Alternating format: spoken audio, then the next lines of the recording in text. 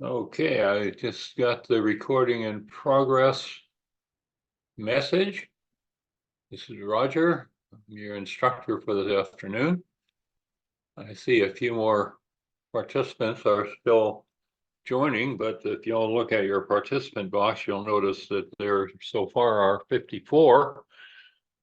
That means that most of our communicating here needs to be done carefully by way of the Q&A box. The way we try to make this work for larger groups is if you have a comment or a question, type it into the Q&A and it will pop up on my screen. And I'll take a look at it right away and you'll get an answer right away. The answer might be, we're going to cover that later, or something like that. It also might be, I don't know, because I don't claim to know everything. In fact, I sometimes wonder, sometimes we know what we don't know, and sometimes we don't know what we don't know. So may have to deal with that little philosophical question today as well. So in any case, any comments, questions, you please type it in the Q&A box. If you have a technical or administrative issue, then click in the chat and have a conversation with our host for today. Okay, so happy holidays, everybody. Hope you've got a beautiful day like we have here in Florida. I can almost, no, there's no blue sky. Well, it quit raining at least. So, ethics in the engineer, food for thought. And the food for thought part is, there's certain relevant there because ethics in itself is an interesting word and an interesting topic. And we want to pay a little attention to that to begin with. And then instead of just listening a bunch of people who attended the hearing and got their fingers slapped and got a $10,000 fine or a suspended license or whatever, we want to take a look a little bit earlier on in the process and what might have gotten these people into that mess or whatever. So in any case, we got about somewhere just over 30 slides, and we're going to try to make sure we well, that's 2 minutes a slide. Actually, that's more than 2 minutes a slide. So in any case, we're not trying not going to read them, and I would like to be able to have as much discussion as possible because there's some interesting, I don't want to call it controversial, but just there are a lot of different ways certain things can be interpreted. So let's look at some possible ethical problems here. Here's starting way back in 1903, there was an issue with the discovery of the N-ray, and guess what? I'm not going to read this whole list. The whole idea is to show you that there have been a lot of them that have gotten a lot of attention. And here's a few more up through 2018, where a bridge collapsed down in Miami. And there have been a whole lot more since then, but as you can see, there's not much more room here in the lower right-hand corner of the page. So some of the more recent ones, like that San Francisco building that's sinking and falling off the one direction, and a few other things that have had some interesting ethical implications. You can add your own recently. Whole point is there have been things, actually, given all the engineering that's happened, and these are the ones that got a fair amount of press. I would also like to interpret this as saying that there's a lot of good engineering out there as well. And let's don't forget that as we move on through. All right, so just in terms of, I'm going to try to put sources in as we go, and if it does not have an asterisk, then it comes from a book that we're going to see a little credit to the next page. And if it does have an asterisk, it means someplace else, like Miami Herald or from wherever these things are reported in various forums. Okay, so there's a lot we could be talking about, and a lot of these, as you recognize them, Space Shuttle Columbia, I don't know how many different webinars have been out there about all of the ethics issues, the fact that it was too cold to launch it, the poor guys at the the engineers who tried to say, don't do it, it's going to be too cold. And the fact that it was the day that there was going to be a State of the Union address, and NASA wanted to look good, and NASA ended up by taking the advice of the wrong people and ended up looking pretty bad. And that kind of set the space program back a little bit just because they didn't listen to the engineers. Anyway, the Yellowknife arsenic is one that's not commonly known. That's one that I just happened to stumble across, and I thought it's worth sharing about what went on there. So let's move on. It's a pretty good book here if you want to read about ethics and some basis of ethics and so forth. Flederman, back when I was an academic professor, one of the faculty fortunate enough to be assigned to teach engineering ethics, and we used this book. Back then it was about the second edition, but it's really a pretty good book. It does a lot of what it does is challenges your thinking, and nothing like a little thinking challenge once in a while for an engineer. So what is ethics anyway? I mean, if we wanted to have a code of ethics, for example, like IEEE or ASCE or ASME or any of the other engineering groups, uh, uh, we'd have to start somewhere. And one way to start is with a definition. And so if you look at Webster, here's what they've got. Ethics. Oh, yeah, right there in the middle there. Oh, well, it's up at the top too. Let's see, the discipline dealing with what's good and bad or right and wrong or moral duty and obligation. Uh, well, that doesn't quite sound like what, I mean, yeah, good and bad, right or wrong, engineering. Let's see what else we got here. Principles of conduct governing an individual or profession. That gets to sound more like codes of ethics, doesn't it? Let's see, what else? Oh, here's one down the bottom. Being in accord with approved standards of behavior or a socially or professionally accepted code. So it's interesting because if you meet with a pure ethicist, an ethics professor, all right, and I had a pretty good ethics professor friend back when I was in academia 20, 30 years ago. And Don and I used to have some pretty interesting conversations about ethics. And he used to claim that pretty much everybody has their own code of ethics because you generally don't do anything you think is wrong. You simply define whatever might be thought to be wrong by others that it simply is not wrong in your playbook. And then it's okay. So that's what makes ethics kind of interesting is that there are a lot of different interpretations. And so we're going to take a close look at that. If we adopt or define a set of fundamental principles, they might look something like this. And this is kind of borrowed from in the civil engineering code of ethics, but it's not that the civil engineers are the only ones with codes of ethics. We're going to look at several other codes of ethics. In fact, not even engineers. It's been said that the only profession, maybe two professions that don't have a code of ethics, but you can probably guess what they might be. So we're not even going to put that on the quiz. But engineering is not one of them, and medicine is not one of them. But there are a couple that accusations have been made about their ethics.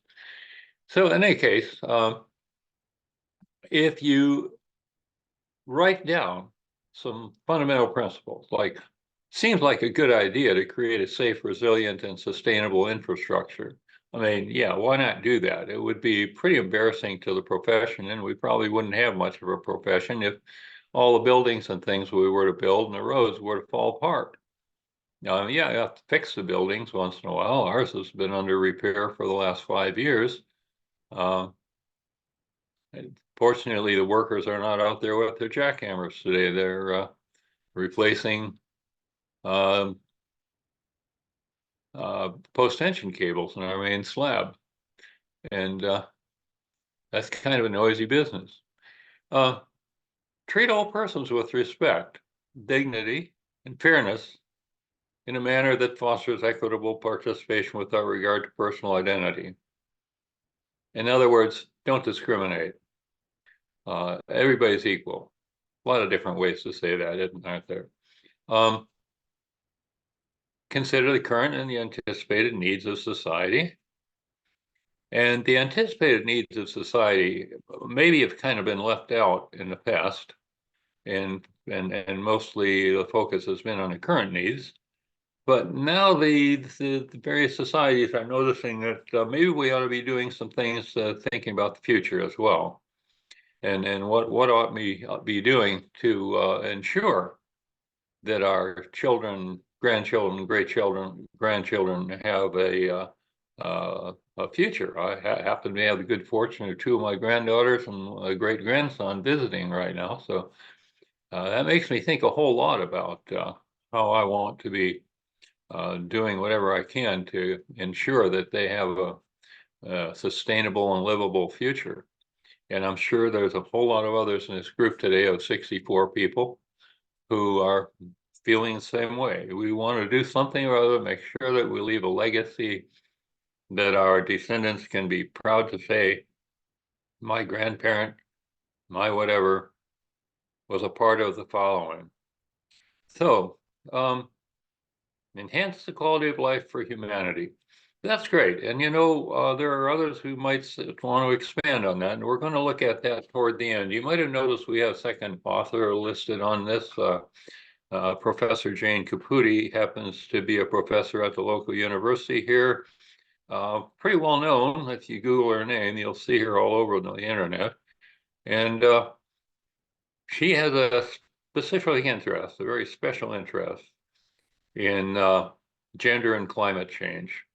The idea that climate change is not affecting everybody equally. And for that matter, the ethics we'll talk about today don't necessarily affect everybody equally. We're going to be looking at some different forms of ethics in just a minute. So it'd be nice if we would use our knowledge and skills to enhance the quality of life for humanity. And others would argue for animals, plants, people, rivers, and in general, the planet itself. So some of these statements can be extended a bit. So once you get these principles, then we write our code. And this says just an example. I mean, I'm an electrical engineer, but I picked so I've looked at all the different codes. The convenience of the ASCE is pretty concise. And so we're just going to look at this as an example and recognize that most of the other codes imply and say pretty much the same thing, although maybe in more detail, different words or whatever. Number one, stakeholders are in the following order of priorities. Okay, in other words, who do we have to think about first if we have to make a choice? Well, society gets the first preference. If there's any kind of a disagreement, you make the choice on the side of society. And after society, then the natural and built environment, and then the profession. We sure don't want to have engineers giving the profession a bad name. That's not any fun at all. It's not good for anybody. And then there's the clients and the employers. And the reason here for this order, I don't think is any doubt here that clearly if the client wants to do something or if the employer wants to do something that's not beneficial to society according to this set of codes, then society gets first choice on it, and you explain to the client that, I'm sorry, we can't do that. Now, sometimes there are various codes and standards that prevent us from doing that. I happen to be, in my spare time, I check over quite a few plans for solar systems. And yeah, we want to make sure that nobody gets a bad shock, and we want to make sure that these things don't blow away and that they look nice. So that's kind of a society effect. And if they, in fact, make society happy in general, they'll make clients and employers happy, except for maybe a few situations. And we're going to look at a few of those as we go through. Whoops, what have I done? I somehow clicked something. What am I going to do?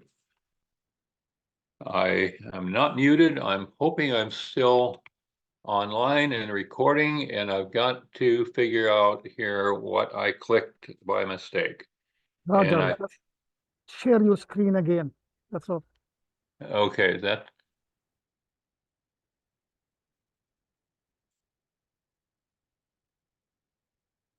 okay. It looks like we're maybe back. Yeah, clients and employers. Okay, okay. And I see something in Q&A. Let's see what we've got here. Okay, you can still hear me. Thanks, James. I appreciate that. And I guess we've all had this. You just kind of click on your mouse, and at some point, sometimes you just have no idea what you clicked, and that's certainly the case right now. But anyway, clients and employers, and number 5 on the list are our peers. So, and I think you can probably imagine some situations where there will have to be a hierarchy involved in the decision process. And this is the prescribed hierarchy in terms of making the right decision as far as ASCE is concerned. And if you look at any of the other codes of ethics for the engineering groups, they're pretty much the same in line. Okay. Now, the previous version before 2020 of the ASCE code was based on 8 canons. And even though that code is not technically, and in fact, it's been updated, we're going to follow that just because it's a nice outline to follow. And it covers most of the bases of what we want to be talking about today. We could choose something from one of the other societies for that matter. But we're going to take a look at those 8 canons because that's just about what it takes to give a reasonably, hopefully interesting 2 hours of challenging people's thinking. So let's look at what human ethical theories include. There's utilitarianism. And what utilitarianism says that actions are good that serve to maximize human well-being. And examples of that are finding a place to store nuclear waste or using eminent domain to build a freeway because they make things better for everybody. That way you've got a big parking lot out there that everybody knows where to find it. Well, certain times of day, certain times of year. Anyway, for freeways. But then there's the cost benefit analysis and determine costs and benefits and maximize ratio, sort of like utilitarianism, but benefits are sometimes difficult to quantify, such as cleaner air from a hybrid or electric vehicle. Okay, and so cost benefit analysis is different from utilitarianism. And duty and rights ethics is a little bit different from cost benefit analysis or utilitarianism, because with duty and rights ethics, they claim that actions are good that respect the rights of the individual. And duty ethics implies all people have the duty to protect the rights of others. And rights ethics implies people have fundamental rights that others have the duty to protect. Well, we hear a lot about that lately, haven't we, about First and Second Amendment rights? So they would be a part of that, and it would the First and Second Amendments would be an attempt by the government to establish some form of duty and rights ethic. And then there's the virtue ethics, which says actions are right if they support good character, and wrong, believe it or not, if they support bad character. So these are based on individual behavior.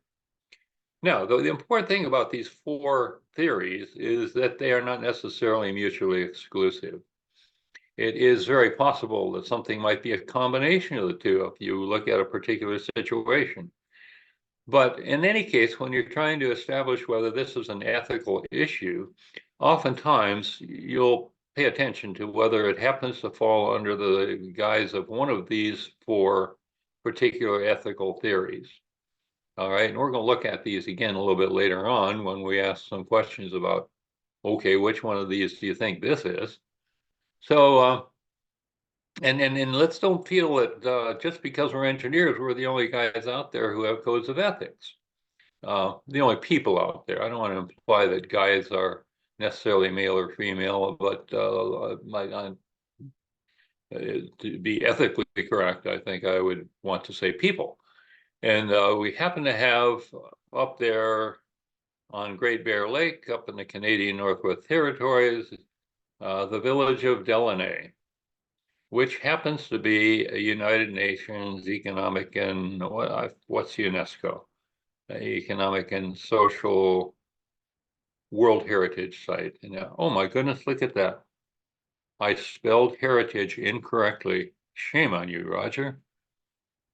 I don't know what the ethical implication is on that. The fact that I've presented this several times, and this is the first time I've noticed I spelled that wrong. I need to make a note to correct that. Anyway, this we're looking south here towards Great Bear Lake up in Delaney. Delaney is this is a government building, and there's something like 500 folks in this neighborhood, and they are a World Heritage Site, which means they are presumably self-sustaining. And there are a number of different ways of defining that, but basically it says for anything they import, they export, so that they effectively are sustaining themselves with what the resources they have in hand. And they have laws, which one might argue is the code of ethics. And I thought they were absolutely fascinating when I walked past the building and saw this sign. It was the building up the street from this one. This is the main street of town. And but look how complicated these are. Share what you have. Wow. Help each other.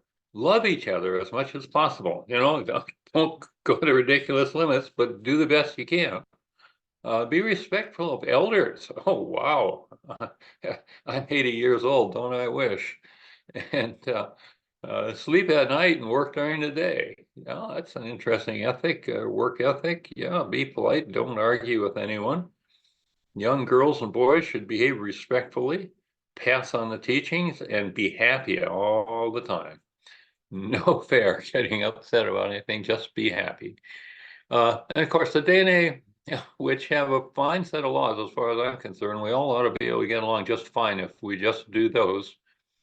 But there's others that have been laid down in the past. There's the Ten Commandments, the Golden Rule, other codes of ethics, IEEE, ASME, and so forth. So, you know, ethics and the idea of ethics does not stop with the ASCE Code of Ethics or any other thing that you might consider to be some code that governs behavior. There are certain rules can be broken, certain rules can't. I've noticed that laws of nature, I've never seen anybody violate any of those, but any laws that humans have come up with, they seem to get violated all the time. But we try not to. We got our rules, we have our commandments, we have our ethics and all that stuff. And it would sure be nice if we could think about them really carefully and think about how valuable they could be to our future. So we'll be talking a little bit about Delaney. This is the airport. And there are certain reasons and to talk about it. You'll see that this is one of the elders of the community here. You can see the community is mostly along the northwest corner of that terribly polluted lake. You can see that how clear the water or how cloudy the water is, other than the fact that you can see the bottom of the lake in about, I don't know how many feet of water, if it's not a ripple. That's a lake trout, for those of you who haven't seen a lake trout. And the interesting thing is you can't buy these in a restaurant up there because these are the sustainable fish for the community. And if you want to taste a lake trout up in Delaney, you need to get invited to visit with somebody who just happened to be out fishing or had a friend who went out fishing that day. The young lady there observing happens to be Professor Caputi, And she found that she wanted to go home and start cleaning fish. But she went home and wrote a paper instead. But in any case, gentleman's doing a pretty good job there. And we had the good fortune of watching him cook that and enjoy eating it and having a conversation with his life's mate as well. And so Canon 1 of ASCE says, strive to comply with the principles of sustainable development. All right, well, that's why we are here in Delaunay, because that's what this is supposed to be, a sustainable development. And as far as I could tell from my time there, which was about a week, it certainly looked very sustainable to me. Yes, they imported stuff from outside, but they had to send back stuff from where they are to pay for that. So sustainable doesn't necessarily mean you can't get things from outside your little environment. Now, so we now ask some questions. If we're really serious about sustainable development, how about exponential growth? Is that sustainable?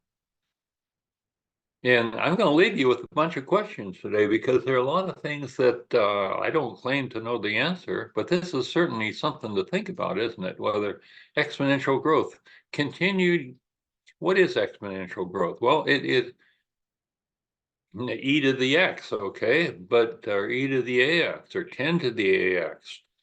But what this means is it is every year, whatever it is you're talking about increases by the same percentage or same average percentage or something. And if you do that, it turns into an exponential equation and an exponential graph, which, as you know, as you move far enough out, it starts to increase really, really fast unless the exponent happens to be negative. Then, of course, it decays. But in any case, is positive exponential growth sustainable? We got to think about that. And we keep hearing the economists and a lot of other people say we have to have it. Well, I've never heard one ask themselves the question, or me, whether or not it's sustainable. And I'll just offer this as something for you all to think about as you move into the new year. What about global climate change? Is that sustainable? Or what's the sustainable issue with global climate change? Well, we happen to have another webinar that specifically deals with some of the exponential issues of climate change and some of the possible solutions there. But there's certainly folks out there that think that climate change is not a sustainable thing unless we get out there and do something about it. Transportation, energy, construction, water. Cape Town, South Africa ran pretty short on water a while back. California ran pretty short on water a while back until they had super high snowstorms in the high Sierras last year. All of a sudden, there's a little more water in Lake Powell, out in Arizona. Where's Lake Powell? Yeah, it's either Utah or Arizona. I can never remember. It's right there upstream on the Colorado River. And maybe even Utah. Mining ethics. We're going to talk a little bit about some mining ethics. And just because you're sustainable, is that ethical? Oh, well, again, this is food for thought here. What are things that are ethical? I mean, one might argue, well, my goodness, in order to transition to electrical vehicles, we're going to have to do a lot of mining of lithium and other somewhat more rare elements than iron or silicon. Or are we going to have to do that? Or what? I mean, the ethical implications of sustainability are really, really, really interesting. So let's look at some details of Canon 1. I'm going to go a little bit quicker now because we got 8 canons now that we have to look at details. Here's the question. Let's take a look. Yeah, Reno is in Nevada. I was talking about Lake Powell. which is on the Colorado River on its way out of, I think Colorado River goes through Utah maybe, but anyway, it's out west. And I just don't exactly remember at this point. But in any case, we're talking about a lake that had lost about 50 feet of its depth. Maybe it was more than that, and it was really going away from its shores. And all of a sudden, it got an infusion of water from huge snowfall up in the Rockies. And there's some places out in California also got a whole lot of water last winter. The question is it going to keep on going like that? So, but thanks. Yeah, Reno's an interesting place too, that we don't have enough time to talk about right now. But my daughter was just out there and had some interesting observations. And maybe somebody online here is from Nevada out west. I'm not sure. B, only approve or seal documents personally reviewed or prepared in accordance with the accepted codes and standards. All right, that's simple rule. Everybody knows that. Nobody breaks that rule because it's obvious whether you personally reviewed or prepared them. And presumably you don't approve them unless you understand the code and the rules, and you're not going to approve something where you don't know for sure that your approval is going to be the seal that says it's going to work. Inform employers or clients of possible consequences if the judgment on issues relating to health, safety, or welfare are overruled. Okay, how about Challenger, huh? Okay, yeah, we've heard that story before. That's Canon 1. D, report apparent violations of Canon 1 in writing to the proper authority. We're going to take a look at the Fukushima nuclear accidents, find out what happens when you do that. Participate in constructive public service activity involving enhancement of community safety, health and well-being, and protection of environment through practicing sustainable development. Okay. What exactly does that mean? Do we need to have some zero energy building codes, meaning that there's zero net energy for anything we design or build? I think it's on the line, coming down, because what people are noticing is that the money saved in energy costs is more than the additional money paid in paying your mortgage on the mortgage payment. So if you're saving $150 a month on energy costs and paying an extra $100 a month on your mortgage, that's $50 tax-free that you can do something else with, like pay for a webinar or something like that. Adhere to the principles of sustainable development to enhance quality of life for general public. All right. A while back, we talked about ethical theories. Which one is this? Adhere to the principles of sustainable development to enhance quality of life for general public. Now, we're going to ask what it is. Let's take a look at them again. Utilitarianism, cost-benefit analysis, duty and rights, virtue. Going to ask you all, I'm going to open my participant box and just out of curiosity, let's see who thinks the previous slide involves utilitarianism. Just raise your hand if you would. Wait a minute. Come on, light up here. Here's my participants. All right, quite a few people think utilitarianism applies. How about, okay, and I have to scroll way down, but you can see the chat, I'm sorry, you can see the participant box as well, I think. So you can see that, and you also notice the raised hands go to the top. So you're not necessarily in alphabetical order again. Okay, how many think cost benefit analysis? And keep in mind now, more than one of these could apply. So I'm just kind of curious how we all feel about it. So how many think cost benefit? 3, 6, got 7 on that. How about duty and rights? 3. And remember, you can vote twice if you want, if you think more than one counts. 3, 6, 9, 10, 11. How about virtue ethics?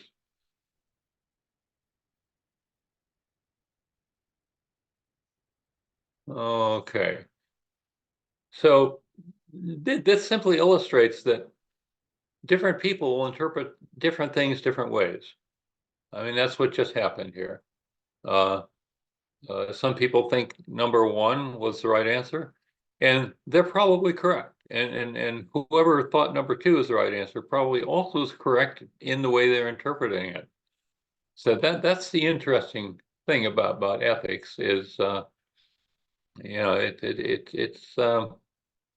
it's an interesting exercise. What else can we say?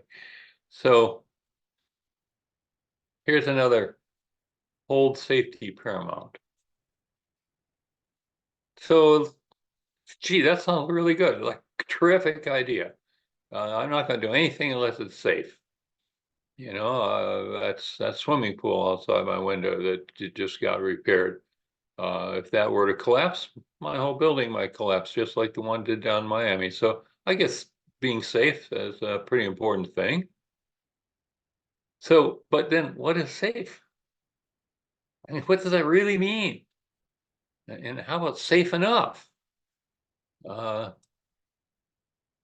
and can anything be completely safe? How about human-driven cars versus self-driving cars? Air travel versus rail travel? Chemical plants, power plants, cell phones? And of course, now we have a whole new different thing. If you do air travel or rail travel or any kind of travel, almost maybe except cars, um, safety is something that is not just guaranteed by engineers, because if people don't wear their mask when they're on the airplane, could be that goodly number of people will leave that airplane and in a few days come down with COVID. So, we're not the only factor involved here, but these are things that we can think about. How safe are chemical plants? Should we really have them? We hear all these stories about Bhopal, India, for example. Their safety, about 5 or 6 or 7 of their safety issues, safety backup systems were faulty. I don't remember the numbers on that. I just remember that it was a tragic thing. Uh, Power plants, just nuclear plants, maybe more than just nuclear plants. Here's the cell phones. I see a lot of people walking around with their cell phones on speaker and they're holding that cell phone away from their head. Is it really true or not true that they can cause brain cancer? Well, that's probably one of the biggest experiments that's underway right now, is whether or not that's a possibility. But certainly a lot of people seem to believe that. Otherwise, they'd all be walking along with the cell phone up to their ear. But not everybody does that. So how safe are these things, and what's good enough? What are the acceptable limits, and how do we determine them? Well, of course, we get a bunch of non-engineers to do the economic analysis, right? And what are the premises of risk analysis? Anyway, we're going to look a little bit at Fukushima, as I mentioned, and there's the Chevrolet ignition switch where the thing would just shut off in the middle of an intersection. Um, not too good of a deal. Let's talk about Fukushima for a minute, maybe 2 minutes. It's a pretty good book here. I think it's pretty objective. I mean, it comes from the Union of Concerned Scientists, but they seem to have some pretty legitimate references in this book. And what they uncover is some interesting things. If you look on page 46, it appears that the reactor owners falsified reports. Well, that's not too difficult to verify, and that seems to have been verified pretty clearly. The regulators failed to scrutinize the safety claims.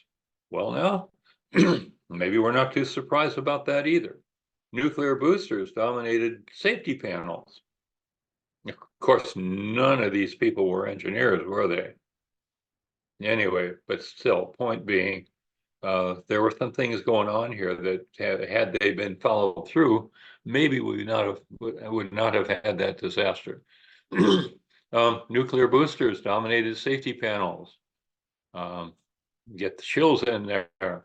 Rules were buried for years in endless committee reviews. Where have you seen that before?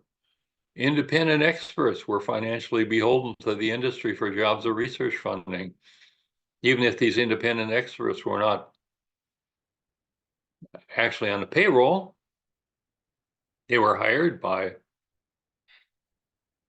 the owners of the plant. And probably something may have been suggested that we sure hope you find that everything is okay. Public meetings padded with industry shills posing as ordinary citizens. You know, my guess is, let's just be, I'm curious again. One more here, political donations, members of Nuclear Safety Commission.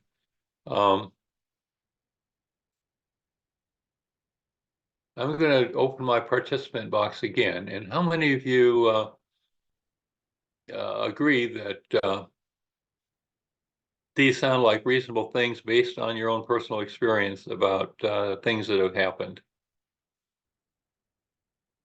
If this makes sense, that these things probably happened.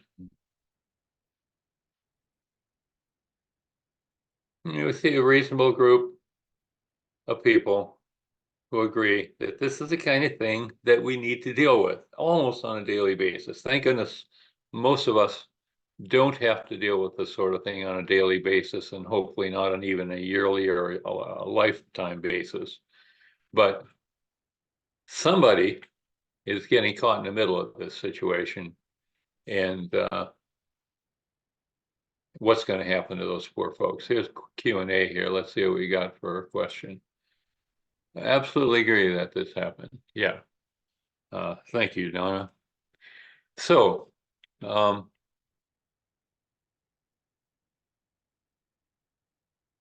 let's move a little further down the line here.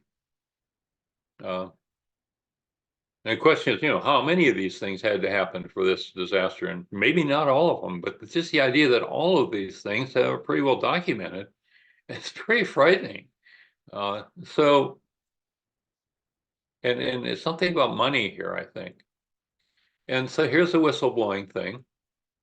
I noticed that our host mentioned something about whistleblowers in the ad for the course, and here's one of the whistleblowing stories. This fine gentleman in 2000, who happened to be a nuclear inspector working for General Electric at Fukushima, he noticed a crack in their steam dryer. Not supposed to have those. And you don't want to have too much moisture in the turbine. Some of you may have some experience in nuclear.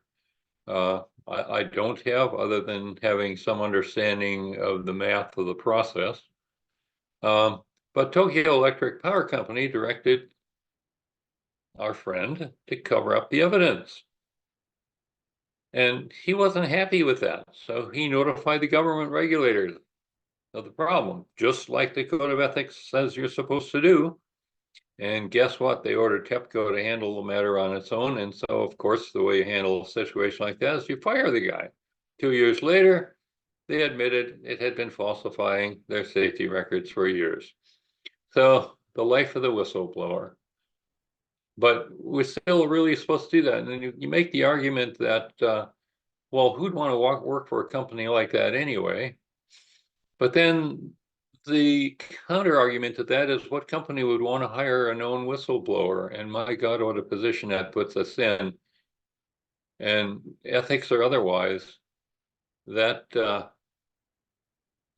makes quite a challenge for the engineer as to whether make the decision to do the whistleblowing. Personally, I've not had to blow any whistles, had some small stuff, and that I've been pointing out. I'm going to, in fact, have one example coming along where it was requested that the testing agency prove something. We'll see that in a minute. So,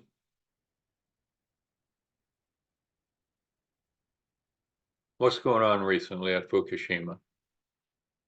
And if you're interested, the International Atomic Energy Administration publishes reports periodically. So if you just go to this website at any point, it will fill you in on where do we stand up through the minute you press your button to go to the website. If we go February 11, 2016, after they had a while to work on the cleanups, they decided it's going to take about 40 years to clean it up. And at that point, this plant was stable. And the biggest challenge was taking out the molten nuclear fuel debris. And there was a whole lot of contaminated water being stored. Now, right now, in 2023, you can read in the reports that they are now in the process of trying to discharge this water very, very slowly so it gets diluted and will not do any damage when it goes back into the ocean. And presumably the reports, if they're reliable, are saying that the process is going safely. Once again, read the story. CNN's been following it, IAEI.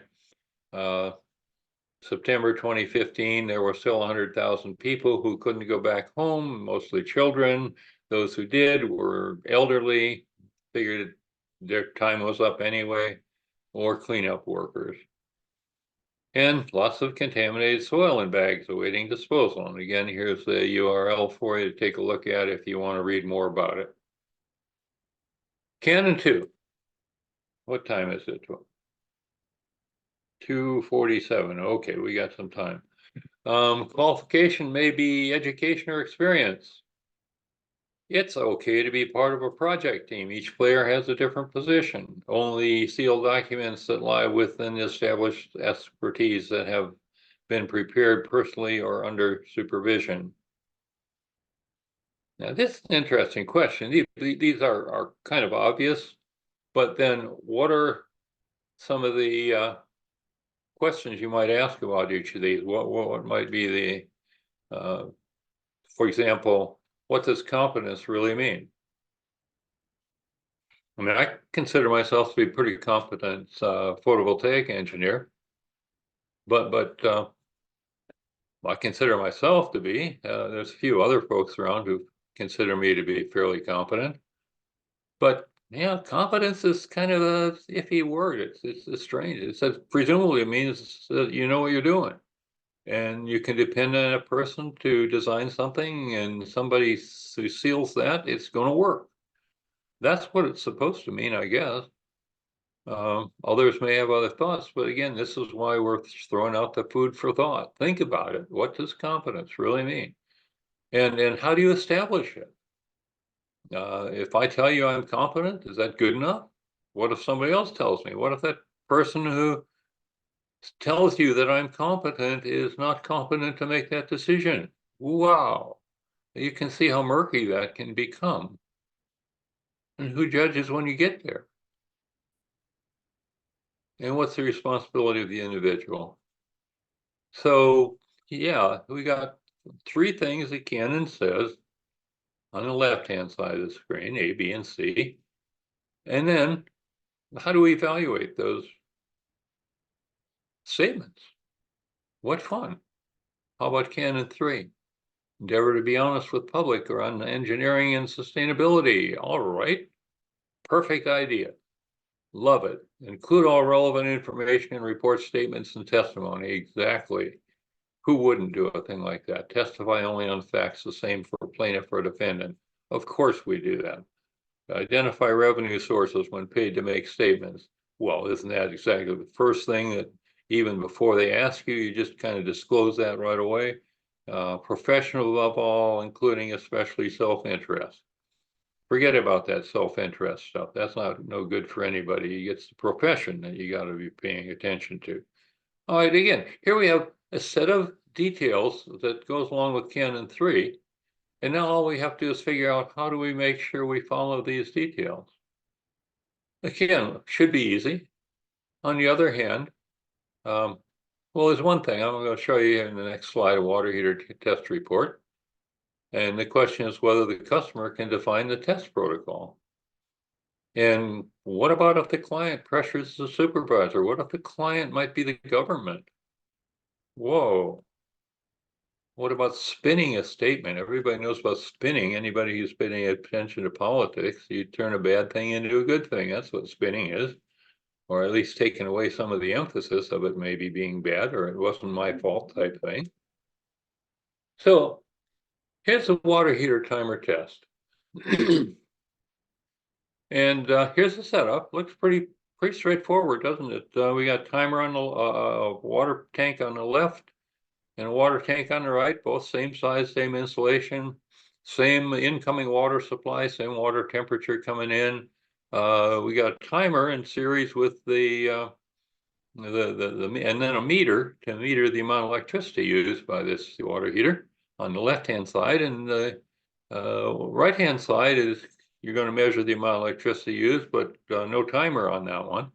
Because the whole idea is if you put a timer on your water heater that only allows it to run certain times of the day, well, you save energy. And the claim was made that this timer will save 30%. So what about the test results? Well, they did the test. They used the same amount of water in each of those pails, same incoming temperature, measured, calibrated accurately the measuring devices. And sure enough, the 120-degree tank used 30% less energy than the 140-degree tank. Of course, it took 30% more energy to heat the water to 140 than to 120. But, well, that was kind of irrelevant. But then it was reported in the report. It was right there on page 8 in fine print. After page 1 said, yes, indeed, 30% savings with the timer on the water heater. So, and this is a report that this was the answer the timer people wanted to have. Now, if they said this with a solar water heater, where the timer would only run after the sun went down, well, then maybe you might save a few bucks, because that way, rather than heating the water with electricity overnight, or gas, you could use gas. Point being, rather than you give the sun the first shot at heating the water, and if the sun gets it hot enough, then you don't need any electricity. Whereas if you use the thermostat and the electricity comes on any time that the water drops below the set point on the thermostat, well, then you're probably going to use more electricity. So solar water heater, yeah, fine. I mean, I've done that test myself and shown that you get a significant increase in the efficiency of the tank, or in other words, a significant decrease in the amount of electricity, even though the family behavior is the same. But this was, I think, my first experience when I was a young engineer back in somewhere in the 1970 timeframe.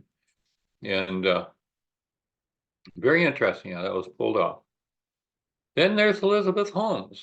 And its only thing is that this she had kind of misrepresented her company's blood testing technology. And the Securities and Exchange Commission charged her with fraud and stripped her of the controlling stake in the company, fined her $500,000. Da da da da da da da. Right, a year or so ago, she's back again. Now, would they have done this to a male? Would the fine been the same? There's interesting questions on this one too, and I'm not saying that this is good or bad. Obviously, what she did was bad. But then again, the fine and everything else presumably was based on the act and not on the gender. Nobody really knows. Nobody's really going to make a claim that it was one way or the other. But anyway, this is one of those situations, and here's a reference if you want to read a little bit more about that. Then there's the Village of Widows. This is, as we noted earlier, Delaunay is on Bear Lake, and the outlet of Bear Lake is the Bear River, which leaves Bear Lake from the northwest corner, which is not too far from where Delaunay is situated. And excuse me a second. So what's this Village of Widows thing's all about? Well, it turns out on the southeast corner of Bear Lake, across the lake from Delaney, is where a whole lot of uranium was mined. And that was mined for the Manhattan Project. And some of you may have seen Oppenheimer lately. We finally got around to watching it. Pretty interesting movie. Let's just do another quick question. Raise the hand. Have you seen Oppenheimer yet? Just raise your hand if you've seen it.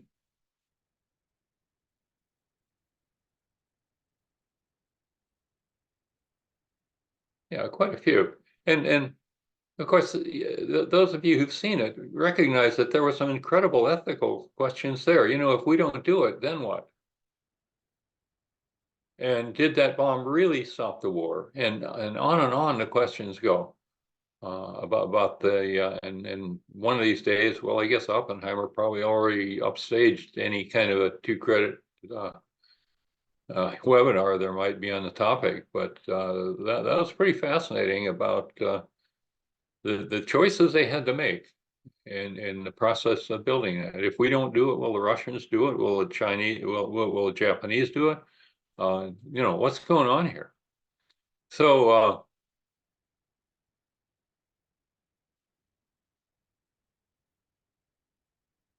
after they mine the ore, they transport it across the lake and down the river. That's how you get out, because there aren't very many roads up in this. You saw the road in the town, but that road is limited to the town. You go up to this area, you go to Greenland, go to any of the towns in Greenland, and there are no roads that go from town to town. You fly if you want to go from one to another. But the roads in Greenland are essentially non-existent. So there's other means of transportation that are used, and that's the way it was done in the early 40s up at Great Bear Lake. And the reason for this being called the Village of Widows is that folks didn't really quite realize, or certainly certainly the indigenous people of the area did not realize that this is dangerous stuff, messing with uranium oil. And as a result, a lot of them died of cancer, leaving behind their wives. So what did the wives do? Well, they made a pilgrimage to Japan to apologize. You can imagine that. I'm not sure how many did. Let's just see how whether this is new information to anybody. How many of you heard about this before? Raise your hand if you would. Oh, I hit the wrong thing. Yeah, if you heard of the Village of Widows and heard about this pilgrimage, curious. 6 people. Wow, congratulations, Antonio, Angela, Donald, George, Paul, and William. Not sure where you got the information, but it sure was a surprise to me to hear about that. And I was very much an adult age person at the time of this pilgrimage. I was not an adult age person at the time that they developed that bomb, but I was born in 1943. So these were things that my childhood was a very interesting childhood, listening about this stuff. So in any case, just an interesting thing about how you can react to a tragic event. You can just acknowledge straight away that we're not happy with what we did. And that's basically the story of the Village of Widows. And we are sorry. Not only are we not happy, but we're sorry. And that's pretty hard for people to say a lot of times. Then there's the Yellowknife story. And on the way up the Great Bear Lake, you're more than likely going to stop and change planes in the Yellowknife. And if you're going to stop and change planes, you might as well stop there for a nice meal of Arctic char and see some of the sights, go out for a ride, look at downtown. Yellowknife is capital of the Northwest Territories, so you got some nice buildings there. Gets pretty nice up there in the summer. Folks wander around their t-shirts and shorts. A lot of interesting stuff. They have outdoor events and so forth, and condos up on the hill of the Yellowknife River, old saloons where you're not allowed to spit on the floor, beautiful rivers, an occasional mosquito, nice lake. And then you're driving home and you see this sign says danger, keep out contaminated area. And you wonder, what in the world is that? And you go a few more miles down the road and you see another one. Same story. Wonder what's in there. So that gets your curiosity up. And you go downtown Yellowknife and you find this little storefront where you can get this story. Between 1935 and 2004, there were 7 million ounces of gold mined from arsenopyrite ores. What in the world is this arsenopyrite? Well, it's a mixture of gold and arsenic. All right, and the way you get the gold out is you heat it. And when you heat it, it oxidizes the arsenic. You can't oxidize the gold, but you can oxidize the arsenic. And then it becomes soluble. And here's the story about it. If you're probably downloading a copy of the slides. By the way, feel free to use these slides for anything you want to use them for. If you use them, I happen to own the copyright, and you hereby have my permission to use anything you find in them, and the original sources are listed. I'm a little sensitive to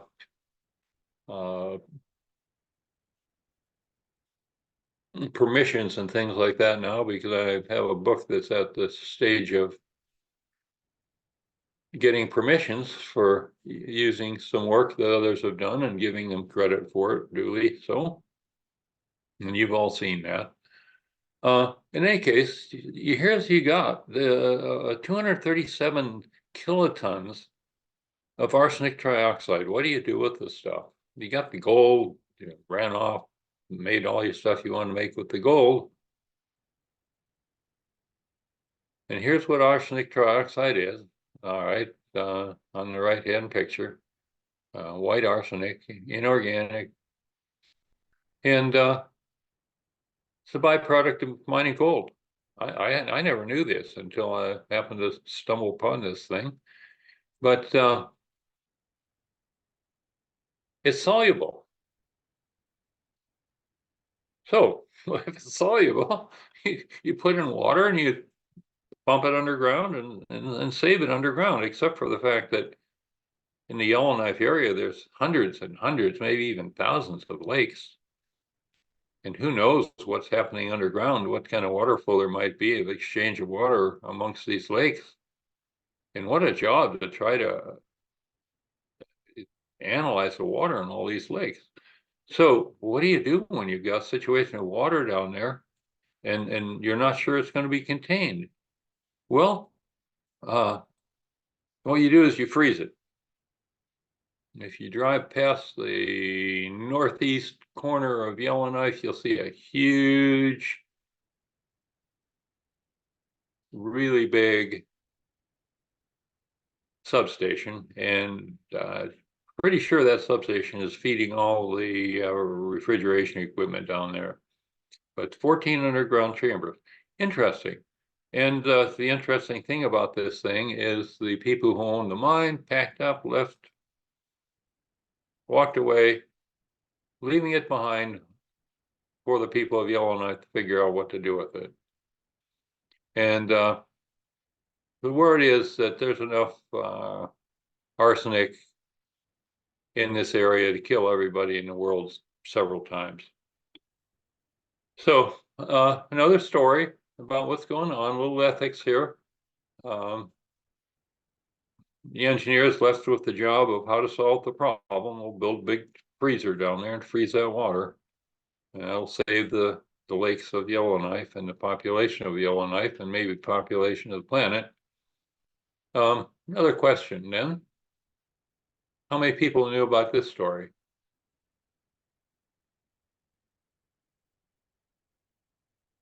And Charles, have you visited Yellowknife? How did you find out about it? And in this particular case, if you want to turn on your mic, just say how you found out. They just in a travel brochure or a magazine or. But two people knew about this. So now all of a sudden, we got 65 more people who are aware of the arsenic situation up in Yellowknife. So I know something that 65 people learned today. All right, well, that makes me almost feel like it was worth our time to sit down because it's, for me, this is something very interesting to know about. And so now you know. Okay. And it's the Giant Mine Oversight Board is the board of people, professionals, who have the duty of trying to figure out what to do this now until it's no longer a danger, whatever that is. And it probably can't stay frozen forever. They're probably going to have to chip away or do something. And of course, gallium arsenide is great for making solar electricity. And that's relatively safe stuff. When you mix it's like sodium chloride, mix the two, you got salt, and you eat it every day. And gallium arsenide is not nearly as poisonous as certain other materials. And it's great semiconductor material. So maybe they'll gradually take this arsenic out and mix it with gallium and make good stuff with it. Who knows? But it's up to the oversight board to figure it out. Okay, Canon 4.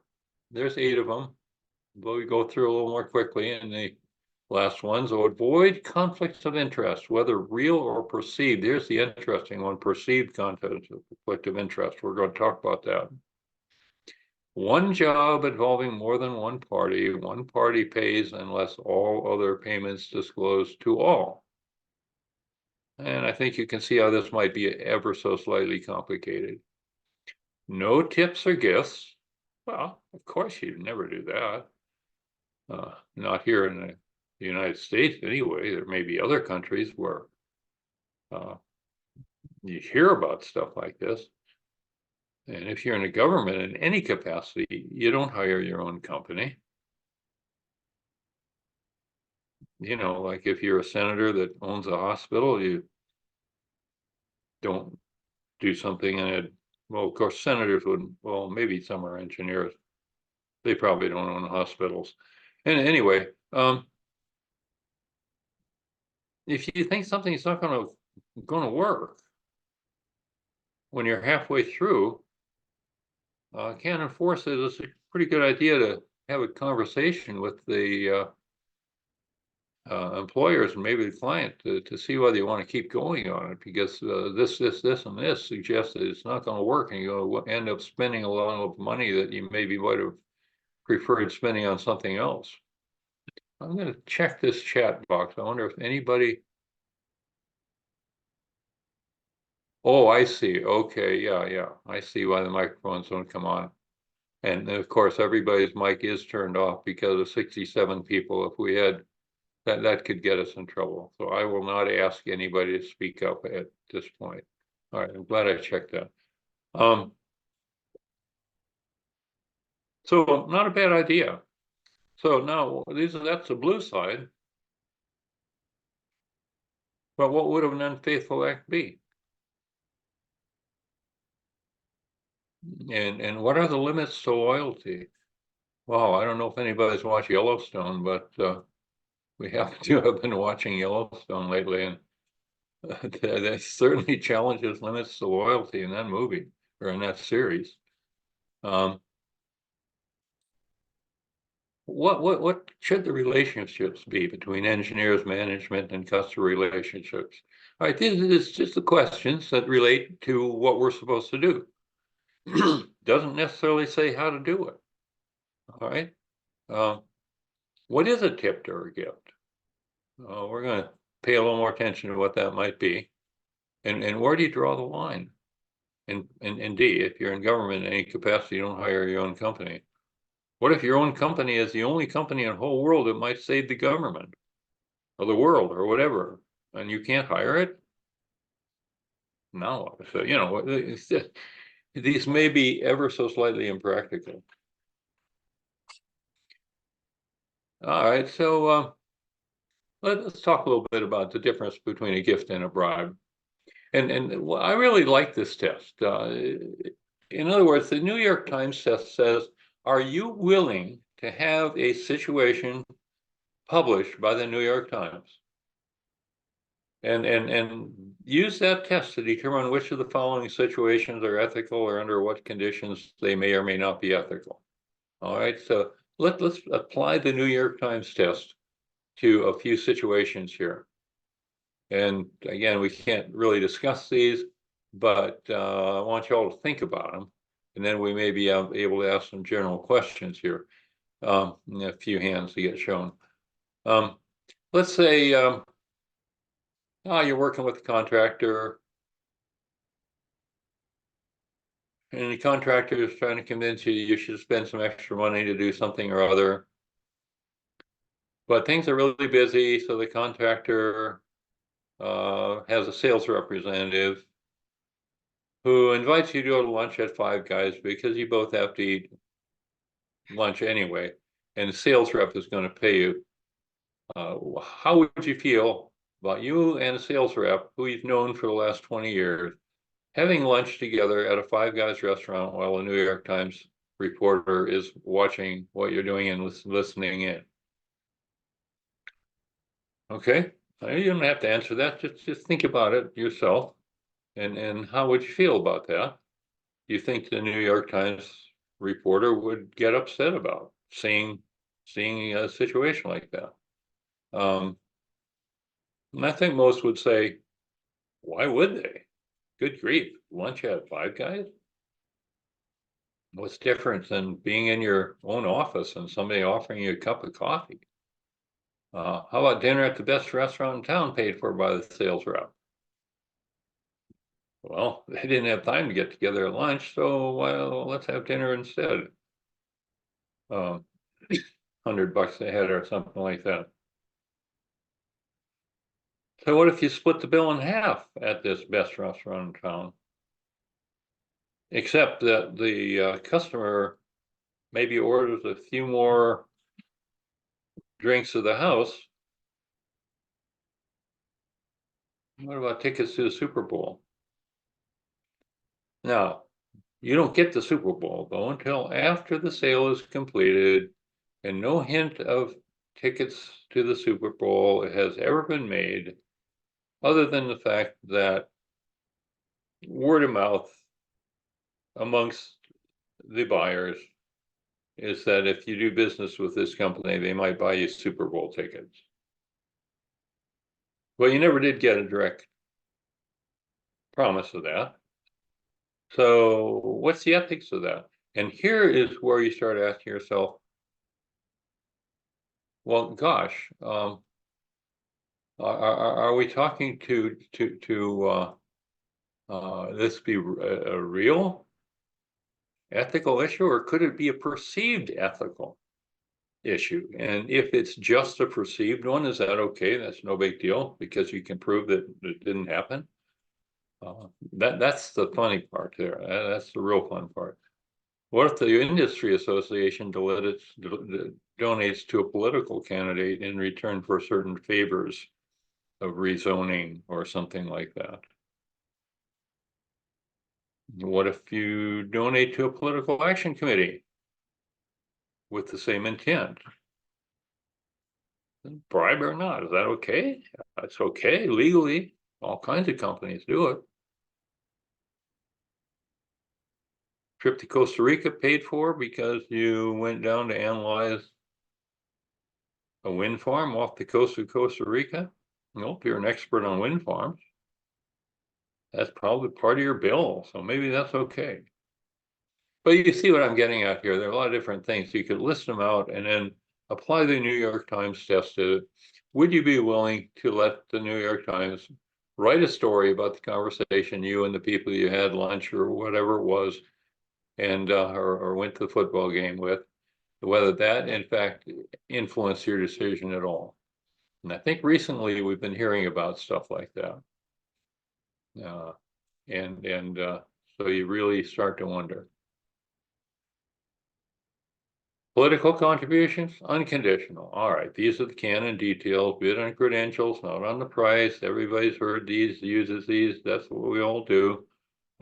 Contingency fees only if the judgment will not be compromised. No fake credentials, credit where credit is due, advertising is dignified. Okay, sure. All these are good things, aren't they? So no problem, we just do it. Except, how do you establish merit? What about reputation? How do you convey it? Social media? What about that? Oh my goodness. Unfair competition? How do you define that? Is it ever okay to change engineers on a job? I think everybody probably would agree that it's possible. It could be the original company ran into problems that they were more complicated they didn't anticipate. It would have been wrong to not hire somebody else and change and disclose everything that you found. So they may want to redo it and recheck and make sure that what you measured was correct. So yeah, when might you need to make a change? I think everybody agrees there may be a time. Well, you got to do it. It has to be totally clean in how you do that. There's some interesting things here. And there are webinars that spend the whole time talking about this bridge collapsing. This is kind of close to home to me because I knew some of the administrators down there back when I was this is before the bridge collapse. Like I retired from academia in 2005. But some of the folks were working at my institution at that point, and they transferred down to Florida International. So they were necessarily, they weren't part of the engineering, but they were part of the administration at FIU. So therefore, they certainly were part of the questioning when that bridge collapsed. And we're not going to talk about reasons or anything, but it's an interesting ethical issue that a lot of questions were asked. And this was predictable after that bridge collapsed, that this kind of thing would happen. That first of all, National Transportation Safety Board would be investigating. It's a bridge after all. Now, as of the time this presentation was put together, they hadn't come to any conclusions. But it was pretty clear that the ABC method would be carefully scrutinized. This was a way of curing concrete faster than traditionally. And some of you, we certainly must have some civil engineers in the group who probably paid careful attention to this. No question that the design activity, including the bidding, would be carefully scrutinized, and it was. These were things that I was simply saying, this is what's going to happen here, guys. And at this point, we know that all these things did happen. The procurement activity, construction activity, permitting and inspection, everything carefully scrutinized. NTSB does not leave a stone unturned. Count on a whole lot of hearings and a whole lot of litigation and a lot of ethical challenges. And read about it in Miami Herald if you have interest in pursuing it any further, or there are a number of ethics presentations on the Miami Bridge collapse if you need a few more ethics credits as far as next license renewal, and if you haven't taken that course. Very interesting situation, very tragic and most unfortunate, and probably could have been prevented. Canon 678, 320. Okay, what's Canon 6? Well, first thing is, do not knowingly engage in a business that's fraudulent, dishonest, or unethical. Okay, then, so you check it out, make sure that they're perfectly honest before you go to work for them. And when you work for them, you're absolutely scrupulously honest when you control and spend the money. And there's zero tolerance for bribery, fraud, and corruption. Really vigilant where bribery and gratuities are institutionalized. There are places where this happens. We've all heard of it. certain countries seem to be that you don't get a contract there unless you lay the right size bill in, or check, or reward of sorts, thank you gift in the hand of the right person. And we've all heard about these things. And so does that mean that the really competent companies can't go down there and work because they have to bribe somebody in order to work there? Project procurement, transparency and execution, transparency, zero tolerance certification. All right, so that's what you're supposed to do. We're all supposed to do that. So, except that knowingly can be pretty tricky. So what if you discover it after you've made the mistake of starting to work for them? And, you need to know what's needed and what it should cost in terms of money. And if gratuities are institutionalized, are there different rules if everybody does it? Is it okay? Is it expected? And what if the client doesn't want to say what they paid for it? And how do you guarantee a zero tolerance certification? Questions, interesting questions. Ken and Seven. How do you keep current? Well, professional practice, continuing ed courses. It brings us together today. Reading technical literature, attending professional meetings. Well, of course, everybody does that. Encourage employee registration, encourage employee professional development, appropriate job titles, salary ranges, fringe benefits. All these things keep your engineers happy. So why would you choose a particular course? Well, maybe it's the topic, maybe you just want to learn it, maybe the price is right, maybe your employer recommended it. Does anybody see any possible drawback if every engineer in the house is a licensed engineer? Let me think about it for a little while. If everybody's the PE, who's going to do the work? It may sound kind of funny. I mean, the PEs, PE I know is plenty busy. They're working the sunrise to sunset and later, or every day of the year, which means 12 hours a day on average. Checking over work that other people do. And if everybody's registered, there is this thing about the supporting things that engineers need to get done, like getting the plan sets drawn. And a lot of people don't have to have engineering expertise to draw the plans. It helps if they understand what they're drawing, but whoever reviews it certainly better understand what everything in that set of plans means and whether it's right or wrong. And so therein lies the difference, is the engineer has the responsibility of understanding what's going on, whereas the person drawing the pictures doesn't necessarily understand all the ramifications and implications of whatever they might be drawing. And here's one that I found interesting. We had the experience right here in our very own building. About 5 years ago, a young engineer handed me proudly his business card. He had a brand new set of tools strapped around him. His business card said he was a senior engineer. His business card, no. Yeah, it said he was senior engineer, and also said the letters after his name were EIT. In other words, he was not a licensed engineer. He was an engineer in training with the title of senior engineer and a brand new set of tools, because this was his first time riding the scaffolding up and down the building to see whether there's any stucco that needs to be replaced. So I'm not sure whether he made a whole lot of money.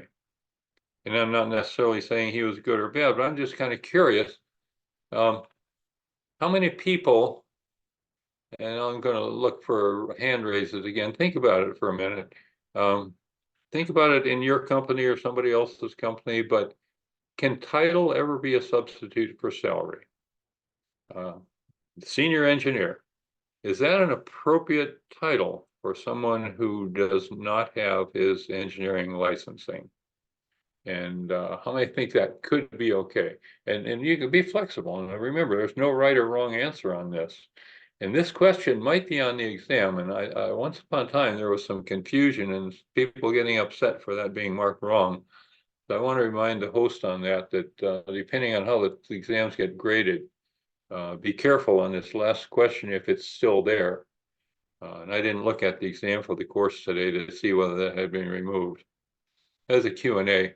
Let's do the Q&A and then we'll see about hand raise. What do you got here? No, we would call that person a senior designer. I like that. Never call a person an engineer unless they're licensed. All right. I mean, that's my personal opinion. All right. That's Kelly says, no, no, no, says Donna. What is this, a woman's thing? Fine with me, ladies.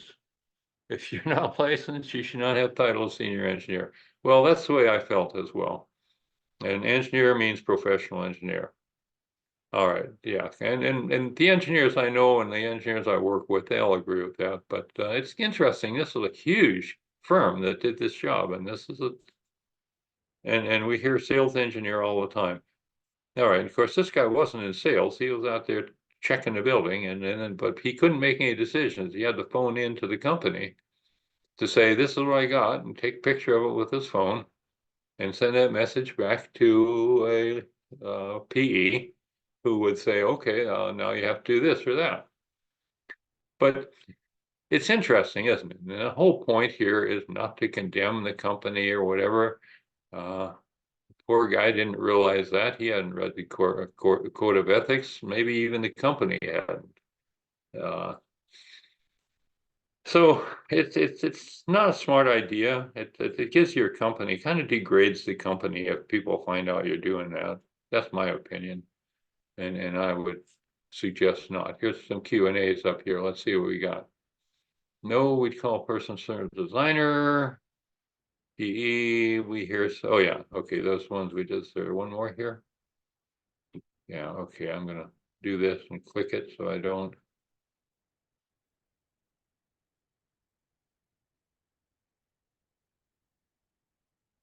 Sorry for the delay here. I'm Xing out that we've answered the question so I don't see it and answer twice. Okay, so Canon 8. All persons treated with dignity, respect, and fairness. No discrimination, harassment. Try to include diverse perspectives. Yeah, I happen to. So now we start asking ourselves, what is a person? All persons are treated with dignity, respect, and fairness. For example, do animals count as persons in this? It doesn't say that. But what if we have, what if animals are involved in this decision of what to do with that land? What about a big solar farm that used to be a place for pigs or sheep or whatever to graze? Are we going to displace the animals to plant a solar farm? Or a subdivision? Most of us know that you don't necessarily have to displace the animals to create a solar farm. You just figure out what to put between the rows. So either the animals or somebody will be happy about what's there. Dual use of the land is that's especially common with windmills. So, but yeah, what's a person anyway? What about a tree? And that's the question we have here, of course. And what about competitors? Are they people or animals? And are animals, okay, we go around a circle here, circular argument. Corporations, are they people? Citizens United says that they are. They don't get the vote, they can't go to jail, but they're presumably have the privilege of the people. Do future generations count as persons? Do what we do now will affect somebody who's born in 10 years? Does that count? Machines, robots? Wow, one of my favorite topics. Countries? Puerto Rico really got beat up by a hurricane a few years ago. A lot of people live there, a lot of animals, a lot of stuff down there. So, you know, did they get treated with dignity and respect by their neighbors who presumably were around to help them out? And here's a slightly different angle part, but really important. And I almost want to call Jane and ask her to come on in and be a part of this, but we're talking about ecofeminism, sustainability, and what's the ethics viewpoint, and how does this affect engineers? Okay, so here's a pretty good book right here, Women, Culture, Nature. If you want to read a little more on ecofeminism, this is a pretty good story here to tell you about it. And if you just want to read the definition, it's the position that there are important connections between how one treats women, people of color, and the underclass on one hand, and how one treats the non-human natural environment on the other. Yeah. Isn't it funny that the lower income people are the ones who tend to live down by the factory that gives off poisonous fumes, or somewhere near the city dump, or whatever? Is that just coincidental? You know, is there an ethical point here? Is the point. If certain classes are treated differently and exposed to less healthy environments than other classes, what are the ethical implications here? Just something to think about. Good example is water. And the reason is because in the Southern Hemisphere, women and children do most of the water collection. Yeah, people don't have faucets. They don't have even a well on their own property where they can pump their water by hand. They have to walk. And the more resources are depleted, the further they need to walk. And the further you have to walk, that's more of a health and safety risk to carry all that water. You don't see the men doing that. You look at the pictures, look at the videos, look at all. It's generally the women doing this.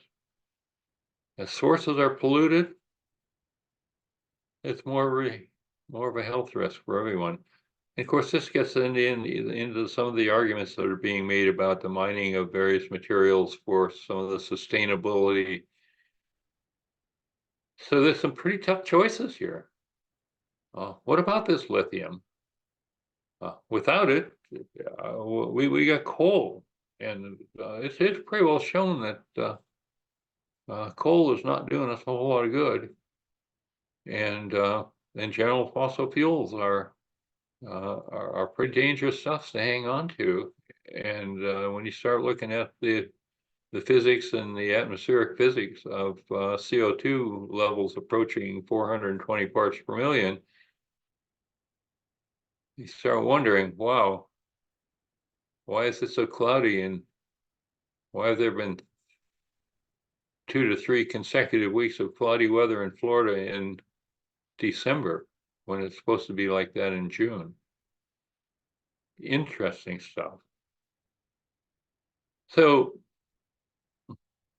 the argument being, opposite that of the Anthropocene, is simply that the Earth has to be recognized as a body that must be respected. If we don't do that, we're just going to destroy it, and that's if we destroy the Earth, there's nothing to support us. And I'm not telling anybody anything you don't already know. I'm sure about that. But this is where the ecofeminism comes in. Women as world leaders. You know, all of us old folks remember Silent Spring by Rachel Carson when she exposed DDT as being highly poisonous. Rachel's a pretty bright lady. And control of nature, as she says, is a phrase conceived in arrogance, because whenever men, and man, meaning humans, claim that they can control nature, they should look in the mirror and you know, a lot of folks like Rachel realize that no, you don't control nature. Nature has its rules, and nobody ever breaks the rules. F equals ma. T equals I alpha or I omega, whatever. So all those rules are there. V equals I times R. Nobody breaks them. But these man-made rules, people break those all the time. This lady looks like any ordinary woman you might see walking down the street, but she's not any ordinary woman walking down the street.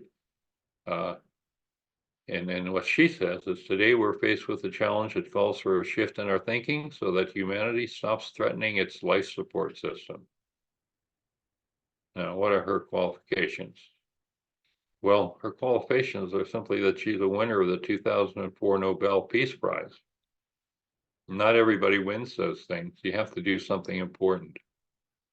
So Wangari, somebody listen to and think about what she has to say, along with our friend Rachel Carson.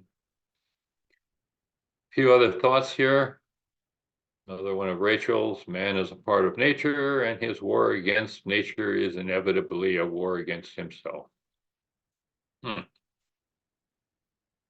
kind of makes sense, doesn't it? And even if you like meat, doesn't necessarily mean you should sentence animals to a lifetime of suffering before they get butchered. And these are things that people are paying attention to, thinking about. Not everybody agrees with all these things, but that's one of the luxuries we have. We don't have to agree with everything, but it's a good idea to think about everything, at least to give it a chance. Even the stuff we disagree with, at least let's think about them and see if we have good reason for disagreeing.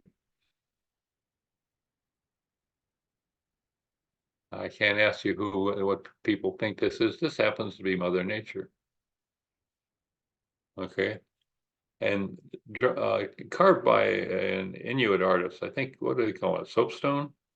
The Inuits up in places like Baffin Island during the winter, there's not a whole lot to do except stay inside and carve nice carvings. And some very interesting things. So in any case, it's moving on. Well, it's only 3:39, you know.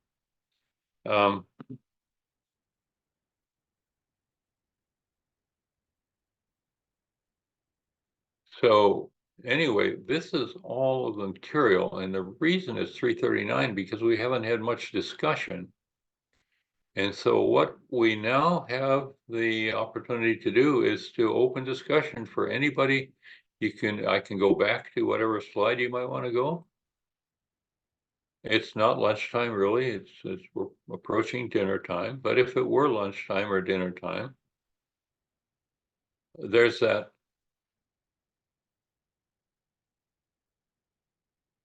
delicious fish that we saw earlier, that lake trout that came out of Bear Lake. So I think some of you have, okay, William, you have a raised hand. William, can you type in your question in the Q&A? I mean, if we can manage raising hands for discussion, I would like to be able to do that. And let's do this. I'm going to open my participant, and I see, and if I can ask the host, when you see a hand raised, would you please unmute that person?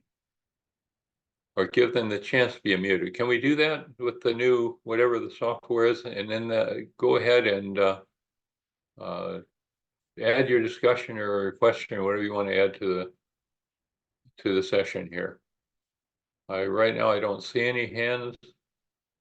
Here's one from Mark. Mark, can we unmute Mark so he can make his comment?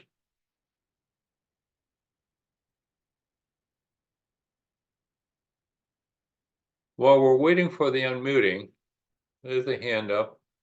Hello? Okay, there we go. Yeah, Mark, go ahead. Yeah, good afternoon. You commented briefly on the practicality, I'll call it, of some of the environmental savings, solar, for example, being one of them, and I know that you're an expert in that area. But can you comment a little on that? There's so much pressure to make environmentally friendly buildings and energy conservation. I have an example. I had an engineer design a small project for us, and he put a valve in that needed to be programmed. It's a relatively small valve. We had problems with the valve, and the valve was not inexpensive, and they continue to have problems with it. And just the practicality of the energy savings that we might see from that valve over, forget about the long term or even the short term, is just not there. How do we defend and discuss these with people who are jumping up and down that we must do these projects at all costs, and not realizing that the costs might actually outweigh, not only in terms of money, but the environmental benefit of doing them? Sorry, a little long-winded there, but Yeah, Mark, let me ask you this. What can you give one specific example of well, a project like that?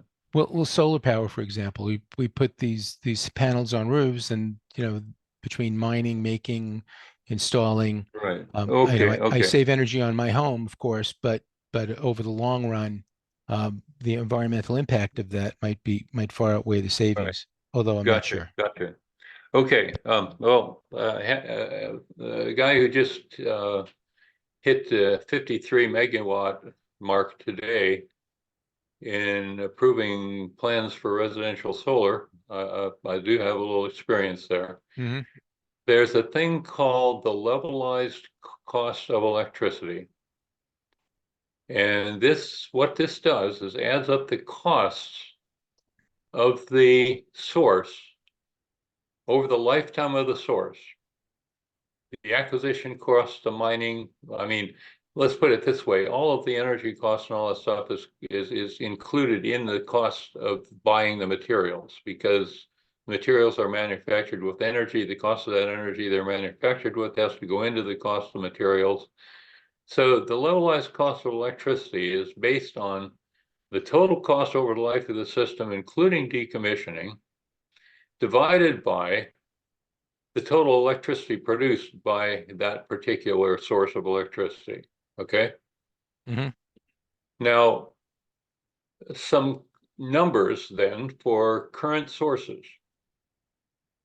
The best, and there are a lot of assumptions that are made here. First of all, some assumptions are made about the time cost of money, the time value of money.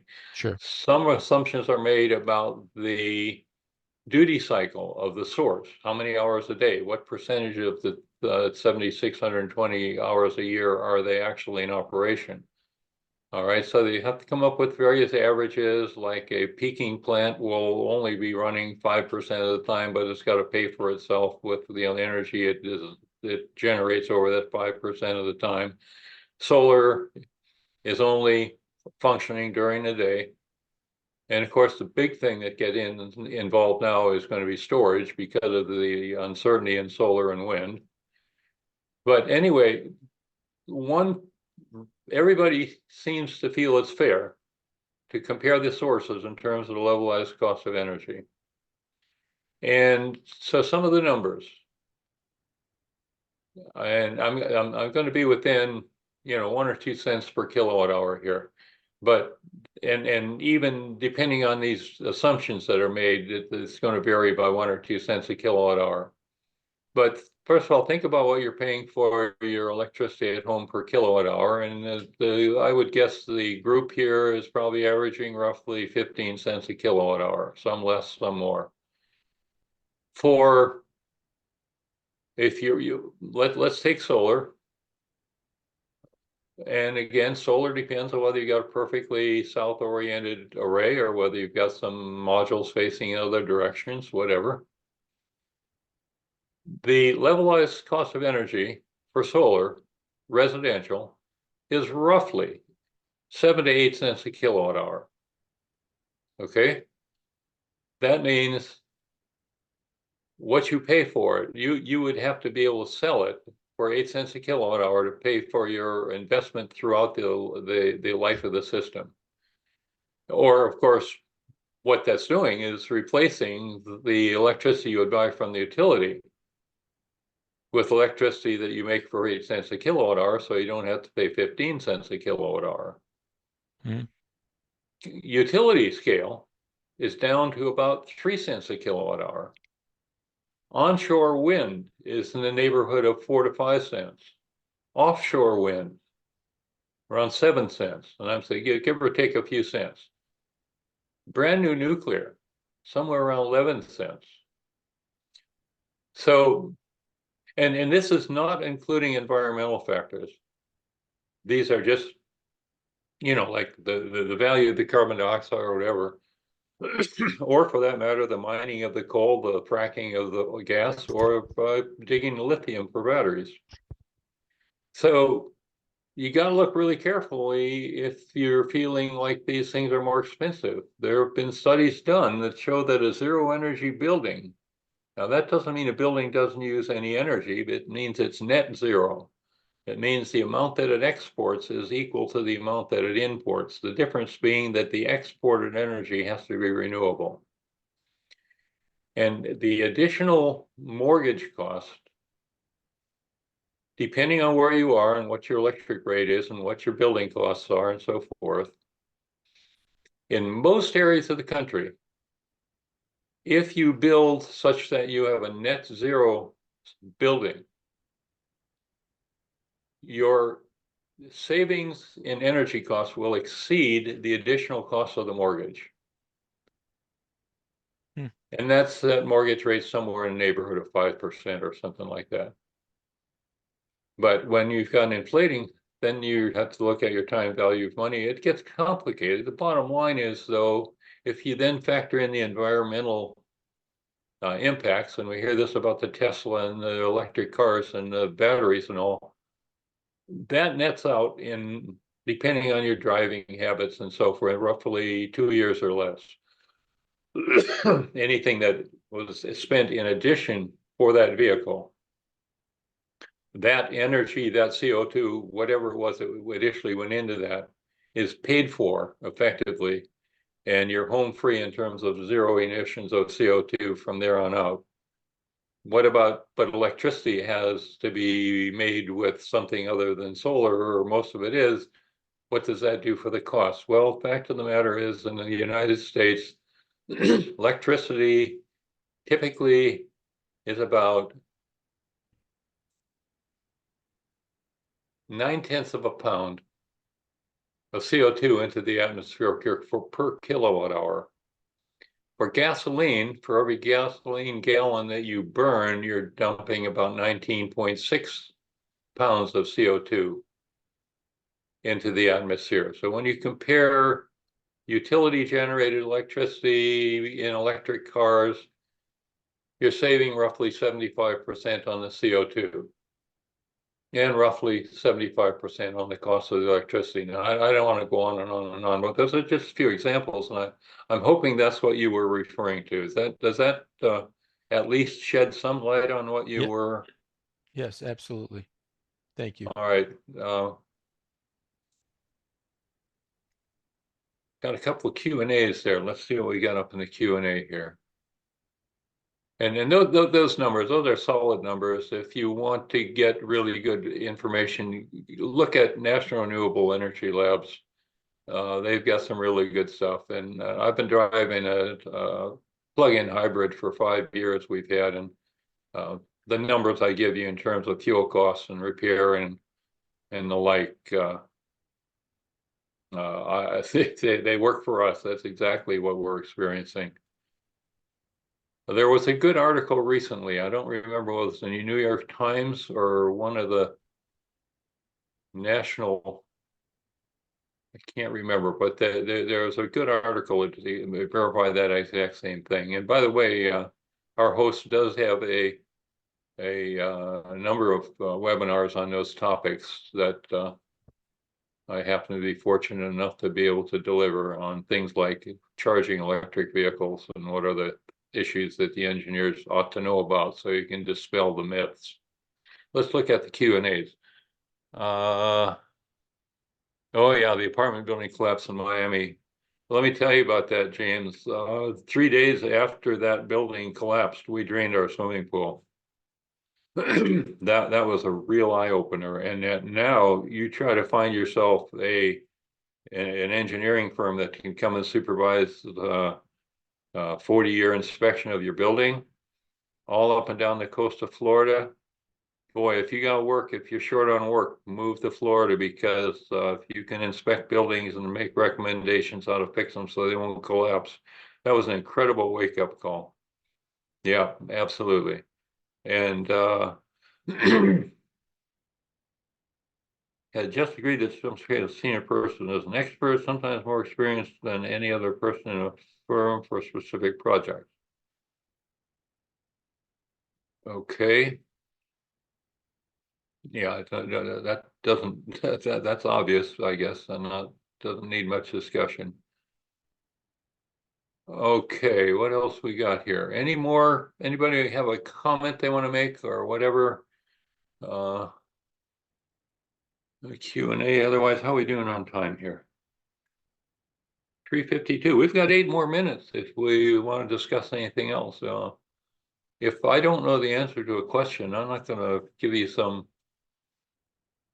Well, I'm just going to say I don't know the answer, but there might be somebody else who knows the answer. So let's light up that Q&A box a little more. Does anybody else have something you'd like to talk about? And if I don't know about it, somebody else. We got 67 people here, 68 including myself.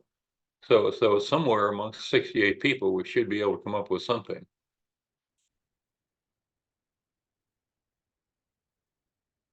What are you all doing for New Year's? Maybe that's not a legitimate question. Let me ask the host, what are the rules? Can we cut this off at this point and everybody still get 2 credits, or will they only get 1.8 credits or 1.9? You could maybe type an answer in the chat box. Are we okay to stop now if nobody else has anything more they want to talk about? First time we've run into this situation. There is one more thing we can do. Let me remind you, you're getting a set of slides. The full text of the ASCE Code of Ethics is present in the text. So if you've got slides, there's about 4 slides at the end that are essentially an appendix that present the entire wording of that Code of Ethics. Here's some Q's and A's. Well, yeah, generally 50 minutes equals an hour. That's certainly a case in the academic world. So that would say we should be okay. Bill, I appreciate your thanks, or maybe William and James. Let's see, DC Solar. Wait now, is that the one where the company went out of business out in California and almost brought down the banking industry until the big banks bailed them out? Is that the one you're thinking about, James? Because anytime you got something that's going big, you have the risk of, you really have to check your sources.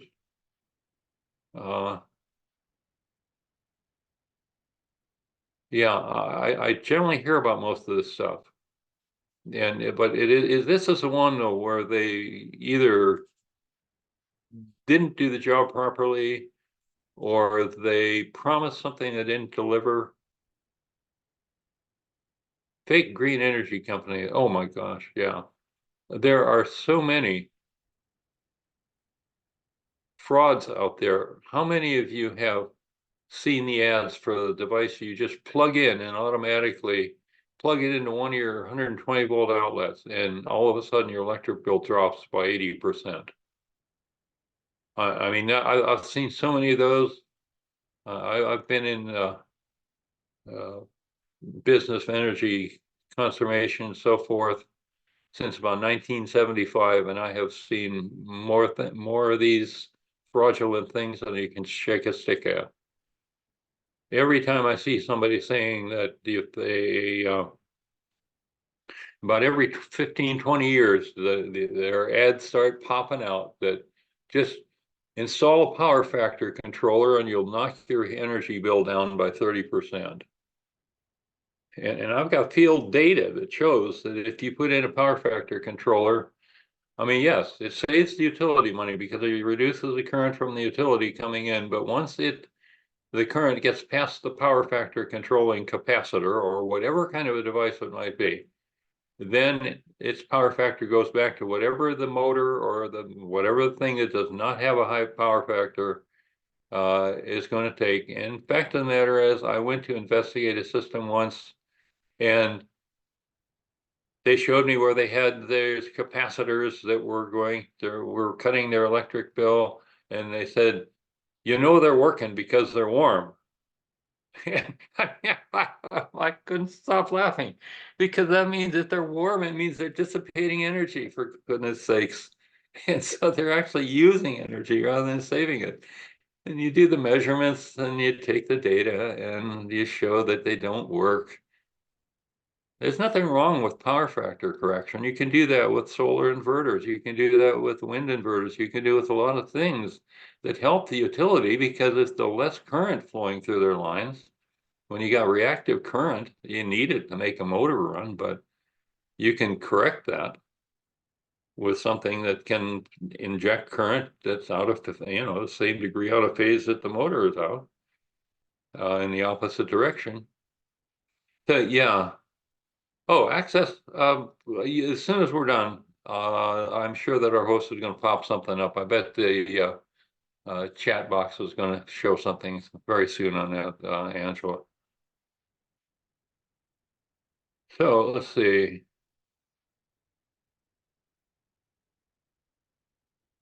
A relevant quote from the 2008 financial crisis. Yeah, that was yeah. Why should a financial engineer be paid four times to 100 times more than the real engineer? Real engineer builds bridges, financial engineers build dreams. And when those dreams turn out to be nightmares, other people pay for it. Thank you for sharing that, Anthony. That is really good. I haven't heard that. But yeah, we get stuck in the middle of it. And how many times does it happen? All the time. As an educator, I pay a lot of attention to who goes into these various fields. And just look at the last names of the people going into engineering now versus the people going into finance. It tells you a story. And it's not the kind of story I like to hear. All right, well, we're going to use this 50-minute thing, and we're just, what, 5 minutes short or something? Yeah, we're 3:59. We're good. Thank you all for joining. Happy New Year, everybody. Let's see. Plug in air conditioners that work without a compressor. Yeah, wow. Yeah, we had one out in our hallway. Do the math on that one. Yeah, these fraudulent products are out there just waiting for the gullible people. And hey, it doesn't stop at the engineering things. Look at all these various food supplements and all these other things out there. We are tested every day of our lives with, are we really getting what we want to get? And all we can do is do our best to make sure that at least if they're getting it from us, then they're getting what they paid for. Thank you all.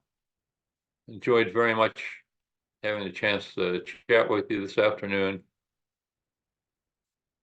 And I hope you all, the end of 2023 will be a good one, and I hope 2024 will be even better for everybody.